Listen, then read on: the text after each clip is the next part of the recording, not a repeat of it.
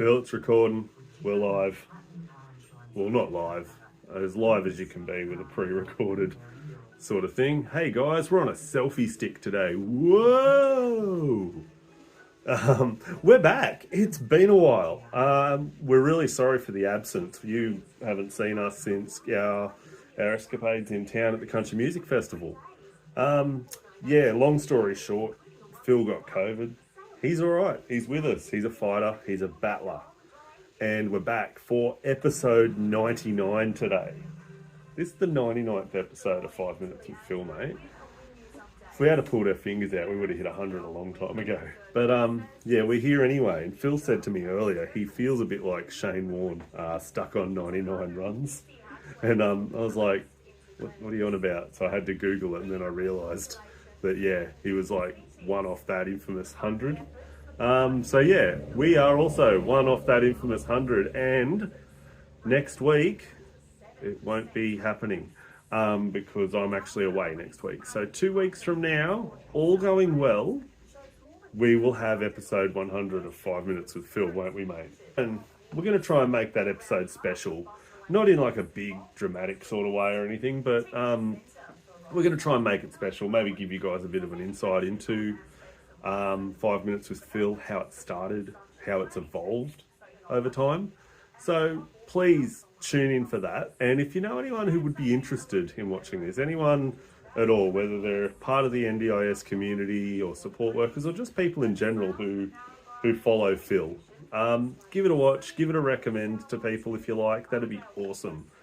But what have we been up to today, Phil?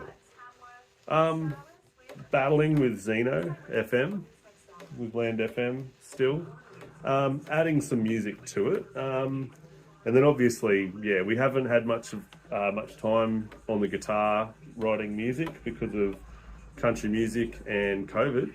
I reckon once we get past episode 100, we get back into the guitar, eh? We pick the guitar back up, we finish that song we were writing, and yeah, we'll get back into it. But hey, on to sport. I know you said earlier about football and all of that, and it reminded me, I work with another fellow who loves the Tigers, absolutely loves them, and then it reminded me one day of our conversation about the wooden spoon, and we were up at the men's shed on the weekend, and I said, coincidentally enough, someone brought in a wooden spoon, asking if the guys at the men's shed could make a couple of bigger ones. And I just sort of stepped in and I just said, oh, just add another 20 to that list. Old matey is making enough for the Tigers. and then, yeah, he tried to hit me. He tried to hit me, swung his arm at me, missed me, thankfully. He couldn't come after me, he's in a wheelchair. So I got away. But yeah, it was laughs all around. But have you been keeping up with the WWE, Phil? Have you been watching it much? On the road to WrestleMania? No? Yeah? There's you see The Rock's back? The Rock's back in the scene. He wanted to challenge Roman Reigns and step in and challenge him to end his title reign. Cody Rhodes wants to finish his story, whatever that is. But so he wants to beat Roman Reigns, and now there's like a big kerfuffle. The Rock apparently has joined the bloodline with Roman Reigns. They're really ramping up. They're getting dramatic with all of it, and it's actually quite entertaining. Yeah, there's no one sleeping with anyone else. They solve all their problems by wrestling, just in case you don't know about WWE. But yeah, they're really getting in there. There's a lot of speculation happening about where the Rock's allegiances really lie. Have you seen all of the controversy surrounding Vince McMahon at the moment? Have you seen much of that? There's a lot of nasty stuff.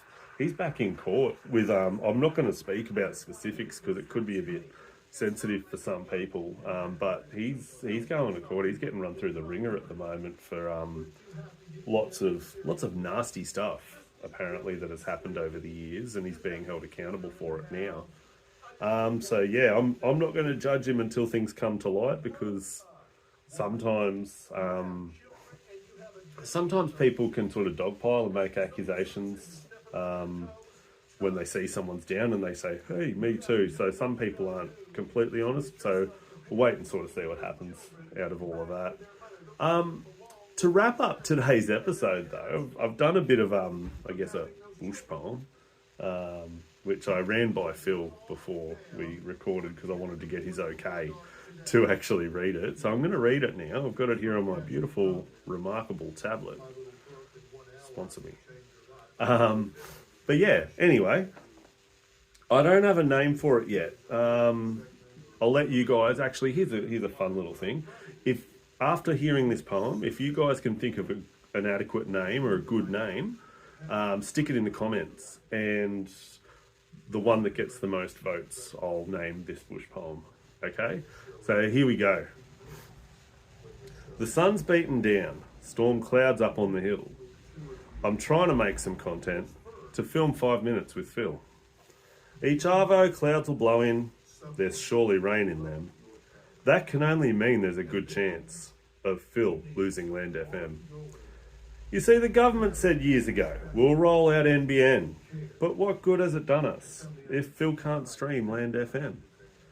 We've tried Zeno, Sam and others, and neither have done us really proud. How hard can it really be, guys, to run a radio station from the cloud? The birds outside chirp loudly. I'm no closer to fixing the station. And I can smell the salty air. I long for a beach vacation. But no matter how far I go, I surely fair income do know. Awaiting me on my laptop screen. 3 simple words. This is absurd. Chris, I have tried. I have messaged them. When you come back, please fix Land FM.